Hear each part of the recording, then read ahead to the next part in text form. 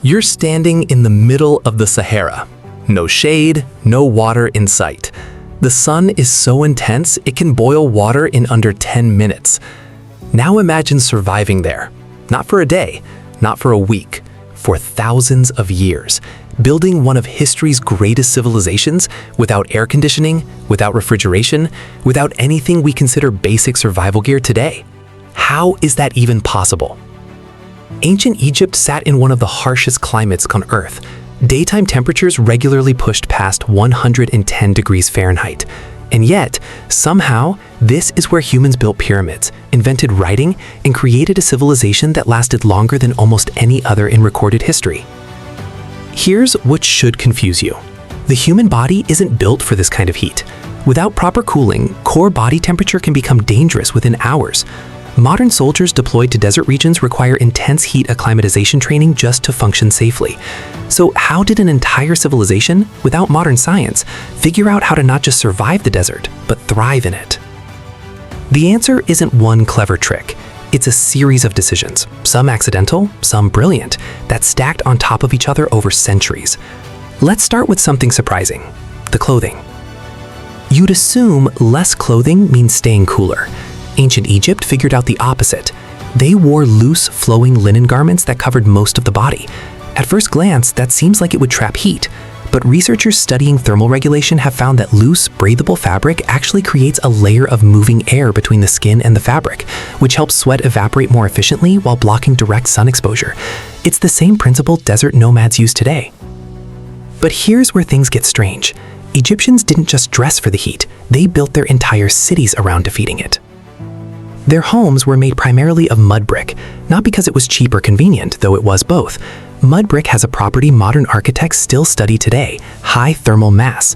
During the scorching day, thick mudbrick walls absorb heat slowly, keeping interiors significantly cooler.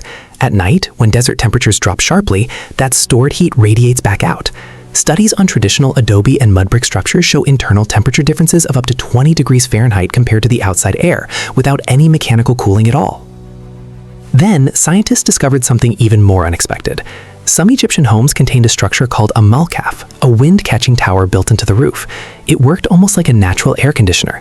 Wind entering the tower would be funneled downward into the living space, cooling the interior through basic airflow physics. This wasn't guesswork. It was applied engineering, thousands of years before anyone had a formal understanding of thermodynamics. But architecture only solves part of the problem. What about the human body itself? This is where things get genuinely fascinating. Physiologists studying heat adaptation have found that populations living in consistently hot climates undergo measurable physiological changes over generations: increased sweat gland efficiency, better blood flow regulation, a lower core temperature threshold before sweating begins. In other words, the Egyptian body itself may have been quietly evolving to handle the heat more efficiently than a body from a cooler climate ever could. And it wasn't only biology. Behavior mattered just as much. Ancient Egyptian work patterns followed the rhythm of the sun with startling precision. Labor-intensive tasks were scheduled for early morning and late afternoon. Midday, the most brutal stretch of heat, was largely avoided for physical work. Temple and administrative records from sites like Deir el-Medina show structured rest periods that align almost exactly with what modern occupational health researchers now recommend for laborers in extreme heat. Then there's a detail most people overlook completely: eye makeup.